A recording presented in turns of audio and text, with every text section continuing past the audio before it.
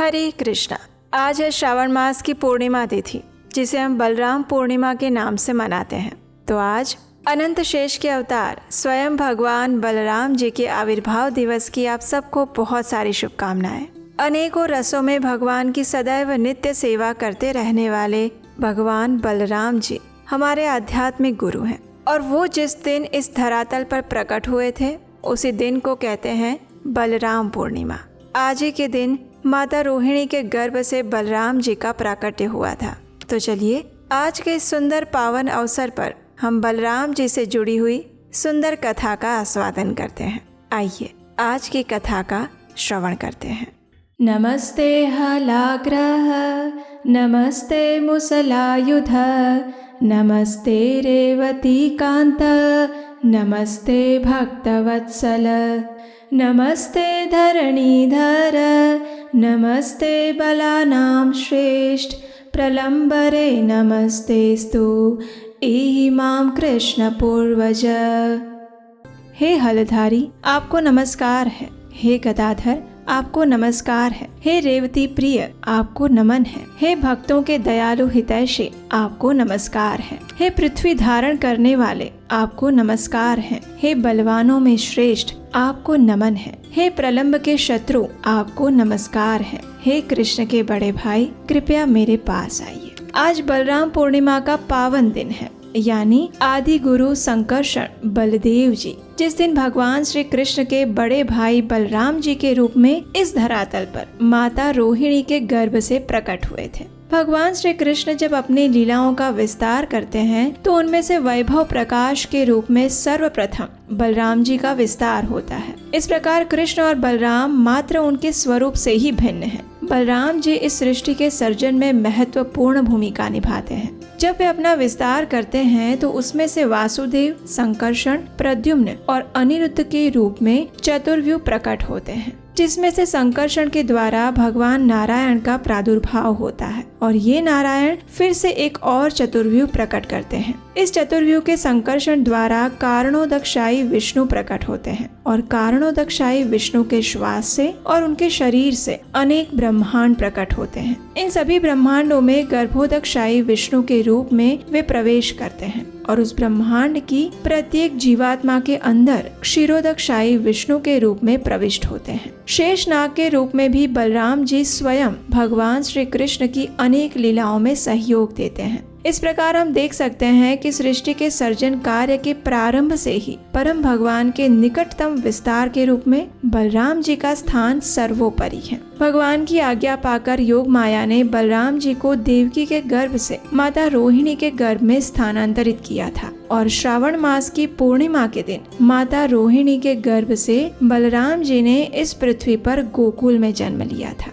यदुवंश के कुल गुरु गर्ग मुनि द्वारा उनका नामकरण संस्कार किया गया और उन्हें बलराम नाम दिया गया। राम अर्थात सबको प्रसन्नता प्रदान करने वाले, और बल यानी जिसमें आध्यात्मिक बल समाविष्ट है। क्योंकि उन्हें देवकी के गर्भ से रोहिणी के गर्भ में लाया गया था, इसलिए उनका एक और नाम संकर्षण पड़ा और माता रोहिणी के पुत्र होने के नाते उन्हें रोहिणी नंदन भी कहा जाता है। तो आइए आज बलराम पूर्णिमा के पावन अवसर पर हम बलराम जी की सुंदर और मधुर लीला कथाओं का आस्वादन करते हैं। अभी अभी वर्षा ऋतु समाप्त हुई थी। वृंदावन की धरती ने चारों ओर से हरी घास की चादर लपेटी हुई थी। शीतल सुगंधित मंद वायु बह रही थी। सुंदर पंछी अपने सुरीले स्वर में गीत गा रहे थे और वातावरण अत्यंत सुंदर और मनमोहक था।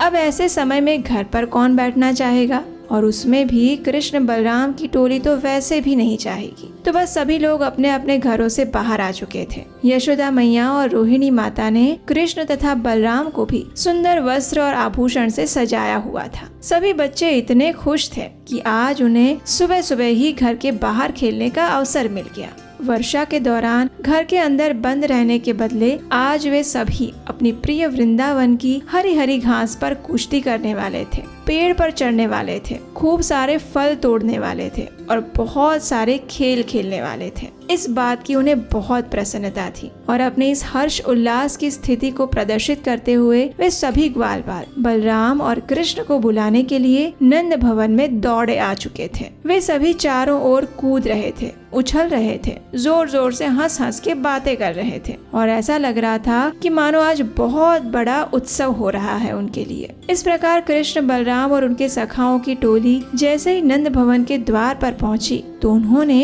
एक बड़ी विचित्र और मजेदार घटना देखी। ऐसा नहीं था कि वृंदावन में हमेशा सिर्फ असुर ही आते थे और भयभीत ही रहते थे। नहीं, वहाँ ऐसी मजाक मस्ती भी बहुत होती थी। वैसे हमला आज भी हुआ, लेकिन आज ये हमला किसी असुर ने नहीं किया था, लेकिन नन्ही सी तितली ने किया था। जैसे कृष्ण, बलराम और उनके सखाओं ने बाहर जाने के लिए द्वार खोला तो एक सुंदर नन्ही सी केसरी रंग की तितली उस द्वार से अंदर घुस आई। वो दिखने में बड़ी सुंदर थी। सभी कृष्ण, बलराम सहित बच्चे उसकी ओर आश्चर्य से देख रहे थे। उस तितली ने भी इस महाजनों की टोली को देखा। उसने इन सभी की प्रदक्षिणा की और फिर आराम से बैठ गई। जानते हैं कहाँ? बलराम जी की पगड़ी पर। अब उसे क्या पता कि ये कौन सी जगह है। उसे तो लगा कि ये सुंदर रंग बिरंगे फूल हैं, तो बस ये सोचकर उसने अपना आसन जमा दिया बलराम जी के सिर पर। अब ये देखकर 3 वर्ष के नन्हे से बलराम को बड़ा आश्चर्य हुआ और डर भी लगने लगा। आखिर पहली बार उसने किसी ऐसे जीव को देखा था और वो भी सीधा आकर उसके सिर पर बैठ गया। ठीक है, वे शेषनाग बनकर स्वयं पृथ्वी को अपने सिर पर धारण करते हैं, लेकिन फिर भी ये तितली थी और वो भी वृंदावन की। तो ये देखकर नन्हे से बलराम जी डर गए। ना तो वे हिले ना वे डूले। अब सभी ग्वाल बालों को भी लगा कि अरे ये तो बहुत बड़ी समस्या हो गई। बलराम जी को इस तितली के संकट से आखिर कैसे बचाया जाए। सभी लोग सोच में पड़ गए और ऐसे में उनके एकमात्र आश्रय स्थान और सभी उपायों का निराकरण लाने वाले एकमात्र नेता यानी कृष्ण। जब कृष्ण ने ये देखा कि एक नन्ही सी तितली उनके दाऊ भैया के सिर पर बैठ गई है तो वे तुरंत क्रोधित हो गए। वे तितली से गुस्से में आकर बोलने लगे, अरे यो नन्ही सी तितली, तेरी हिम्मत कैसे हुई मेरे दाऊ भैया के सिर पर बैठने की? तुझे नहीं पता कि मेरे दाऊ भैया इस पूरे वृंदावन के राजा हैं और तू नन्ही सी चुटकी तितली होती कौन है मेरे राजा के पगड़ी पर बैठने वाली? चल उतर यहाँ से, भाग जा, भाग यहाँ से। ऐसा कहते हुए कृष्ण अपने नन्हे से हाथ और छोटी छोटी उंगलियों से उस तितली को उड़ाने का प्रयास करने लगे। सभी ग्वाल बाल भी कृष्ण का उत्साह बढ़ाने के लिए उसके सुर में सुर मिलाने लगे। थोड़ी देर बाद उस तितली को भी शायद लगा होगा कि हाँ, बात तो सही है, राजा के सिर पर नहीं बैठना चाहिए। तो फिर तितली ने जानते हैं क्या किया, वो बलराम जी के सिर से उतर गई। जब सभी ग्वाल बालों ने ये देखा तो वे अपने नन्हे नेता के विजय पर जय घोष करने लगे। सभी बच्चे तालियां बजाकर उछल कूद करने लगे, कृष्ण की जय जयकार करने लगे। आखिरकार उनके कान्हा ने बलराम जी को इतने बड़े संकट से जो बचाया था। लेकिन कृष्ण बलराम की इस टोली का आनंद ज्यादा देर टिका नहीं। थोड़ी देर में कृष्ण के जिस चेहरे पर मुस्कान थी वहाँ चिंता और भय आने लगा। जानते हैं क्यों? क्योंकि वो तितली बलराम जी के सिर से उतरकर सीधा जाकर बैठ गई कृष्ण के हाथों पर। ठीक है, कृष्ण ने उसे राजा के सिर पर बैठने के लिए मना किया था, लेकिन अपने हाथ पर से थोड़ी ना मना किया था। तितली को तो लगा कि कृष्ण के हाथ तो उस पगड़ी से भी ज्यादा मुलायम और सुंदर थे। तो बस यही सोचकर वो तितली कृष्ण के हाथों पर धीरे धीरे रेंगने लगी। अपने लिए उसने एक आरामदायक स्थान ढूंढा और फिर चुपचाप चिपक गई कृष्ण की उंगली पर। अब ये देखकर कृष्ण चीखने और चिल्लाने लगे। उनको डर लग रहा था कहीं तितली ने उनके पूरे हाथ को खा लिया तो फिर वो माखन कैसे खाएंगे, और खाएंगे तो बाद में पहले चुराएंगे कैसे। तो बस यही सोचकर भय के मारे उनका चेहरा पीला पड़ गया। उनकी स्थिति भी अपने दाऊ भैया जैसी हो गई। ना तो वे हिले ना वे डुले। ऐसा लग रहा था मानो एक स्तंभ बन चुके हो। अब अपने नेता को इस संकट से बचाने के लिए सारी ग्वाल बाल की टोली एकजुट हो गई। वे सभी जोर जोर से हाथ हिलाने लगे, ऊपर नीचे कूदने लगे, चिल्लाने लगे, इधर उधर दौड़ भाग करने लगे। लेकिन वो तितली को इससे क्या फर्क पड़ता था, वो तो आराम से कृष्ण के हाथ पर बैठी हुई थी। उतनी देर में फिर जानते हैं क्या हुआ? पता नहीं कहीं से एक बहुत बड़ा तितलियों का झुंड उस कमरे में आ गया। एक नहीं, हजारों लाखों तितलियां, सुंदर, रंग बिरंगी, छोटी और बड़ी, अनेक तितलियों की मानो बाढ़ आ गई और उन सब का झुंड वहाँ उमड़ पड़ा। वे सभी कृष्ण, बलराम और उनकी टोली के आसपास प्रदक्षिणा करने लगी और फिर धीरे धीरे करके सारी तितलियां सिर्फ कृष्ण पर नहीं बल्कि बलराम और बाकी सभी सखाओं के शरीर पर जाकर बैठ गई। ऐसा लग रहा था मानो कृष्ण बलराम की पूरी टोली ने तितलियों की चादर ओढ़ ली थी। और ये देखकर सारे बच्चे डर के मारे जोर जोर से चिल्लाने लग गए, जैसे कोई असुर से अपने प्राणों की रक्षा करने के लिए कृष्ण को पुकार रहे हो। मैया, बाबा, बचाओ बचाओ, कोई तो आओ हमें बचाने के लिए, इन तितलियों से हमारी रक्षा करो, बचाओ, हमारे प्राणों की रक्षा करो, ऐसे चिल्लाने लगे। और इन सभी की चीख चिल्लाहट सुनकर माता रोहिणी और यशोदा मैया भी आ गए। जब उन्होंने अपने पुत्रों की ऐसी स्थिति देखी तो वे भी घबरा गई। उन सभी तितलियों को हटाने का वे प्रयास करने लगी और वो तितलियां जाकर यशोदा मैया और माता रोहिणी के ऊपर भी बैठ गई। और इस प्रकार उन तितलियों का तूफान पूरे नंद भवन में फैल गया और सभी लोग उसका आनंद उठाने लगे, थोड़े से डर के साथ ही सही, लेकिन मजा तो उसमें भी आ रहा था उन्हें। चलिए अब बलराम जी के बल और पराक्रम को दर्शाती हुई एक और कथा सुनाते हैं। आज सारे ग्वाल बाल अत्यंत प्रसन्न थे, और क्यों ना होते, आखिर उनके नेता कृष्ण और बलराम का प्रमोशन जो हो गया था। जी हाँ, ये प्रमोशन था गायों को चराने का। हो सकता है आपको ये साधारण बात लगे, लेकिन ग्वाल समुदाय के बच्चों के लिए ये बहुत बड़ी बात होती है। अभी तक तो कृष्ण बलराम सिर्फ गाय के बछड़े ही चरा रहे थे, लेकिन अब वे पौगंडा अवस्था में प्रवेश कर चुके थे, इसलिए उन्हें गायों को चराने का भी उत्तरदायित्व सौंप दिया गया। और कृष्ण बलराम की टोली को तो खुशी इसी बात की थी कि अब उन्हें गाय चराने के लिए दूर दूर जाने का भी अवसर मिलेगा, गोवर्धन की नई नई गुफाएं ढूंढने का अवसर मिलेगा, यमुना में अधिक समय तक छलांगे लगाकर नहाने का अवसर मिलेगा, और तो और गायों के साथ उन्हें भी अधिक समय तक खेलने कूदने का अवसर मिलेगा। अब देखिए इससे अच्छा क्या हो सकता है। तो बस कृष्ण और बलराम ने गायों को आगे रखा और अपने सखाओं को साथ में रखकर बांसुरी बजाते हुए श्री कृष्ण ने वृंदावन के विभिन्न वनों में प्रवेश किया। जैसे ही श्री कृष्ण और बलराम ने व्रज के वनों में प्रवेश किया तो मानो वे सभी वन जीवंत हो उठे। फल और फूलों से लदे हुए वृक्षों की डालियां झुककर कृष्ण के चरण कमलों को छूने का प्रयास करने लगी। शीतल मंद समीर पवन कृष्ण के शरीर को स्पर्श करके निकलने लगा। भंवरे उनके कानों के पास जाकर मीठे स्वर में गुंजन करने लगे, उनका स्वागत करने लगे। पंछी सुंदर गीतों की चहचहाहट द्वारा कृष्ण बलराम को प्रसन्न करने का प्रयास करने लगे। और एक दिन ऐसा ही सुंदर वातावरण था। कृष्ण बलराम अपने सभी सखाओं जैसे कि श्रीदामा, सुबल, स्तोक कृष्ण, भद्रा, तोके, मधुमंगल, इन सभी के साथ वन में विहार करने लगे। उस समय सभी सखाओं ने श्री कृष्ण और बलराम के पास जाकर कहा, राम राम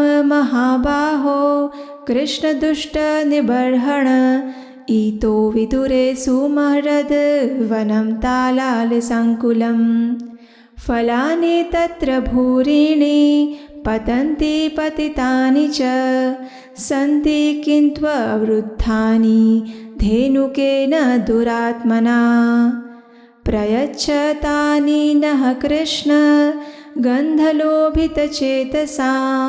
वाञ्छास्ति महती राम गम्यतां यदि रोचते।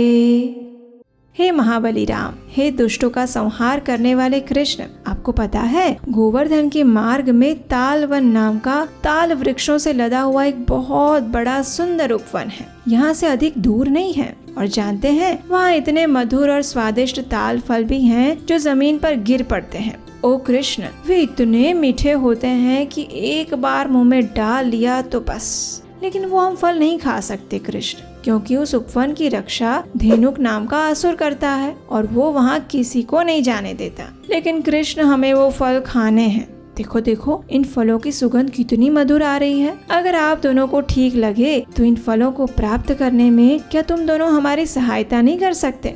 चलो ना कृष्णा, चलो ना बलराम, हम अभी जाकर वे सारे मीठे मीठे रस से भरे ताल के फल लेकर आते हैं। अब देखिए, ये सभी ग्वाल बाल को पूरा भरोसा था कि कृष्ण और बलराम उस असुर का बड़ी ही सरलता से वध कर देंगे, और ऐसा भी नहीं था कि वे उन फलों का स्वयं आस्वादन करना चाहते थे। वास्तव में वे तो श्री कृष्ण और बलराम के साथ नई नई लीलाएं करना चाहते थे। कृष्ण बलराम भी ये बात जानते थे, तो इसलिए व्रज के उन नन्हे ग्वाल बालों की सेना निकल पड़ी ताल वन पर आक्रमण करने के लिए।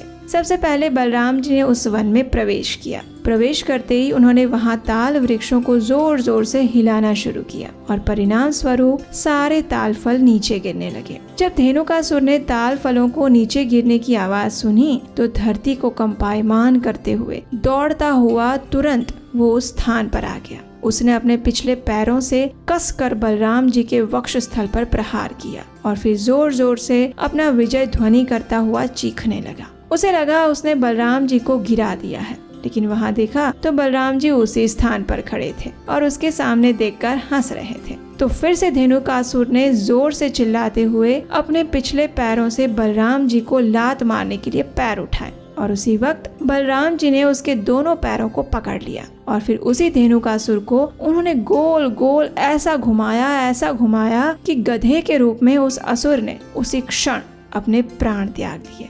फिर बलराम जी ने उसे एक ताल वृक्ष की चोटी पर फेंक दिया। अब देखिए, जैसे ही धेनुकासुर के मित्रों को इस बात का पता चला तो अपने मित्र का प्रतिशोध लेने की इच्छा से वे सभी वहां आ गए। लेकिन अब बलराम जी का सामना करने का साहस तो इन सब के अंदर था नहीं, क्योंकि धेनुकासुर की हालत वे पहले ही देख चुके थे। इसलिए वे सीधे कृष्ण के पास पहुँचे। जैसे ही उन्होंने आक्रमण किया तो कृष्ण और बलराम उन सभी को पिछले 2 पैरों से पकड़कर हवा में गोल गोल घुमाने लगे। ऐसा लग रहा था कि आज ये सारे धेनुक हवा की सैर कर रहे थे। और फिर कृष्ण बलराम ने एक एक करके सभी को ताल वृक्ष की चोटियों पर फेंक दिया। अब आप देखिए, पूरे ताल वन में नीचे ताल के फल गिरे पड़े थे और वृक्ष के ऊपर उनके संरक्षक धेनुकासुर और उसके मित्र लटक रहे थे और ये संपूर्ण दृश्य अत्यंत मनोरम लग रहा था। भगवान कृष्ण और बलराम जी की ये सुंदर लीला को देखकर सभी देवतागण आकाश से पुष्प वर्षा करने लगे और सारे ग्वाल बाल कृष्ण बलराम की जय जयकार करने लगे। और फिर उस दिन से वो तालवन सभी व्रजवासियों के लिए खोल दिया गया। अब सारे ग्वाल बाल निर्भय होकर अपनी गायों को वहाँ भी चराने ले जा सकते थे और मीठे रसीले ताल फलों का आस्वादन करते थे। हालांकि हमारे आचार्यगण बताते हैं कि उस दिन सारे ताल फल उन असुरों के रक्त से सने गए थे, इसलिए ग्वाल बालों ने उन्हें नहीं खाया था। लेकिन वहाँ कुछ आदिवासी प्रजाति रहती थी, उन्होंने उसे खा लिए थे। तो इस प्रकार श्री कृष्ण और बलराम साधारण ग्वाल बालों के वेश में भी अनेक असाधारण कारनामे करते रहते थे। एक समय ग्रीष्म ऋतु अपने उफान पर थी। सूर्य देव की कृपा पूरी तरह से बरस रही थी। लेकिन वृंदावन में ग्रीष्म ऋतु का प्रभाव थोड़ा अलग रहता है, क्योंकि वहाँ कृष्ण और बलराम रहते हैं। इसलिए यहाँ की तरह ग्रीष्म ऋतु में अत्यधिक गर्मी नहीं होती, अपितु वहाँ की गर्मी भी वसंत ऋतु जैसी लगती है। जानना चाहते हैं कि वृंदावन में ग्रीष्म ऋतु में क्या होता है? चलिए देखते हैं। गोवर्धन की चोटियों से कलकल बहते झरनों से वातावरण गूंज उठा था। उन झरनों से उड़कर आते जल कणों के कारण वृक्ष सदा भीगे रहते। चारों ओर हरी घास उगी हुई थी। यमुना नदी और सरोवर में उगे कमल कुमुदिनियों का स्पर्श करके शीतल वायु बहती और वातावरण में उन पुष्पों की पराग खोल देती, जिससे हवा में आर्द्रता नहीं अपितु शीतलता छाई रहती। इस वन में रंग बिरंगे फूल और लताएं अपने अपने स्थान पर सुंदरता और मधुरता बिखेर रहे थे। नाना प्रकार के पशु और पंछी अपनी अपनी आवाज में कृष्ण को पुकार रहे थे और उसी समय कृष्ण और बलराम अपने सखाओं के साथ बांसुरी बजाते हुए गायें चराने हेतु वन में प्रवेश करते हैं। कृष्ण और बलराम नव अंकुरित घास, मोर पंखों, पुष्प मालाओं और कलियों से सजे हुए थे। एक दूसरे का हाथ पकड़कर तो कभी एक दूसरे के कंधे पर हाथ रखते हुए वे सभी उछलते कूदते गीत गा रहे थे। और इस प्रकार वन में पहुंचकर कृष्ण अपने सखाओं के साथ अनेक खेल खेलने लगे थे। गायों को हरी घास चरने के लिए छोड़ देते और कृष्ण बलराम की ये टोली प्रतिदिन नए नए खेल खेलती रहती। कई बार तो वे एक दूसरे के साथ कुश्ती भी करते। कभी कभी वे आंखों पर पट्टी बांधकर अन्य मित्रों को खोजने का प्रयास करते। एक दिन कृष्ण और बलराम ऐसे ही वृंदावन के वनों में अपने ग्वाल सखाओं के साथ खेल रहे थे और उस समय कंस द्वारा भेजा गया एक शक्तिशाली असुर वहां आ गया। उसका नाम था प्रलंबासुर। वास्तव में उस असुर का काल ही उसे वहां कृष्ण और बलराम की शरण में खींच कर लाया था। अन्यथा कृष्ण की इच्छा के बिना किसकी हिम्मत होगी कि वो उनके पास आ सके। तो बस इस प्रलंबासुर ने वेश बदलकर कृष्ण बलराम के मित्रों की टोली में प्रवेश कर लिया। उसने एक ऐसे ग्वाल सखा का रूप बनाया जो किसी कारणवश वन में नहीं आ पाया था। अब देखिए, कृष्ण से ये बात छिपी कैसे रह सकती थी। उन्होंने देख लिया कि चलो भाई, आज के लिए कंस मामा ने एक और असुर की भेंट भेज दी है, तो पहले उसको निपटा लेते हैं, फिर आराम से खेलेंगे। ये सोचकर कृष्ण ने सभी ग्वाल बालों को एकत्रित किया और उनसे कहा, आ जाओ सभी लोग इधर आ जाओ, आज हम एक विशेष खेल खेलेंगे। इसमें हम सभी 2 टोलियों में बट जाएंगे और इन 2 दलों में से जो भी दल हारेगा उसे दूसरे दल के बच्चों को अपनी पीठ पर उठाकर वो दूर वाले भांडीरथ के पेड़ के पास लेकर जाना होगा। अब कृष्ण की बात से कौन सहमत नहीं होगा। सभी तैयार हो गए, 2 दल बन गए, एक कृष्ण का और दूसरा बलराम का।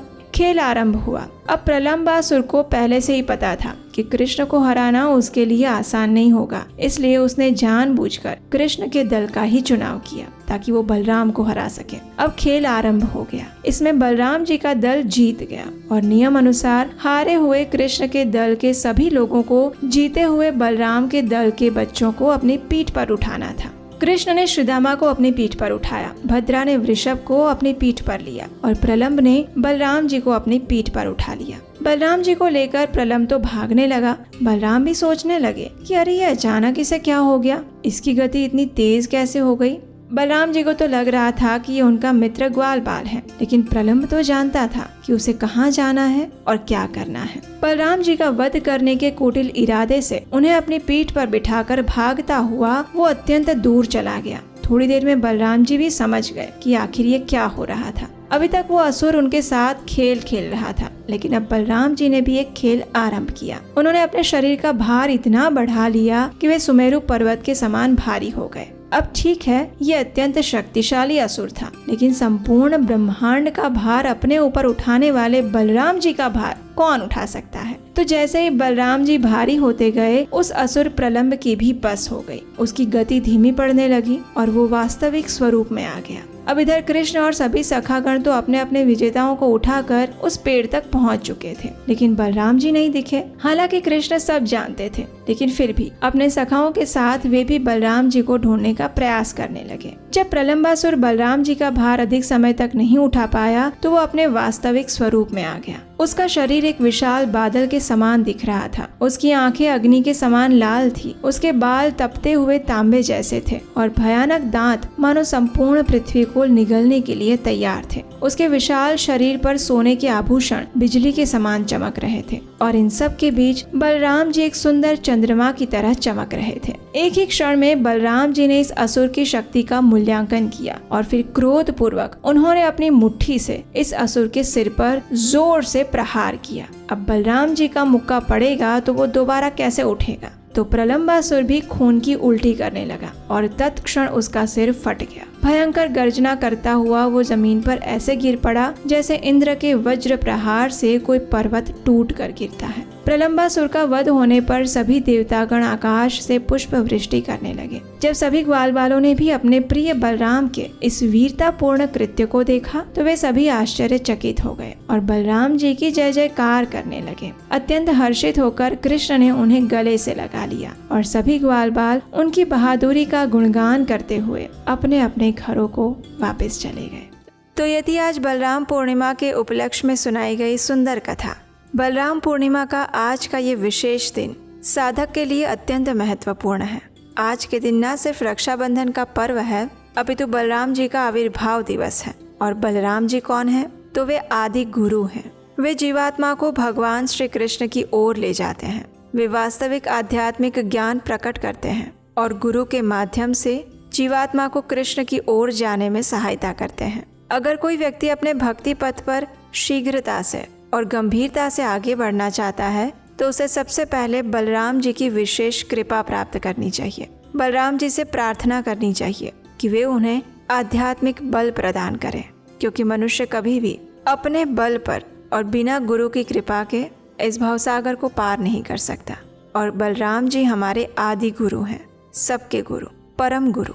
और इसलिए आज के दिन उनकी विशेष पूजा अर्चना, उनकी कथाओं का श्रवण और उनसे गंभीरता पूर्वक और हृदय पूर्वक प्रार्थना करनी चाहिए। इसी संदेश के साथ आज की ये वीडियो कथा यहीं पर विराम करते हैं। अगर आपको ये कथा अच्छी लगी है तो अपने परिवार और मित्रों को भी शेयर कर दीजिए, ताकि उन्हें भी पता चले कि आज बलराम जी का जन्मदिन है और वे भी उनकी आराधना करके पुण्य फल के भागी बन सके। जाने से पहले आपके अपने चैनल उपदेशाष्टकम को याद से सब्सक्राइब करके नोटिफिकेशन ऑन करके जाइएगा। और हम आपसे मिलेंगे ऐसे ही सुंदर पौराणिक कथाओं के साथ बहुत जल्द। हरे कृष्णा।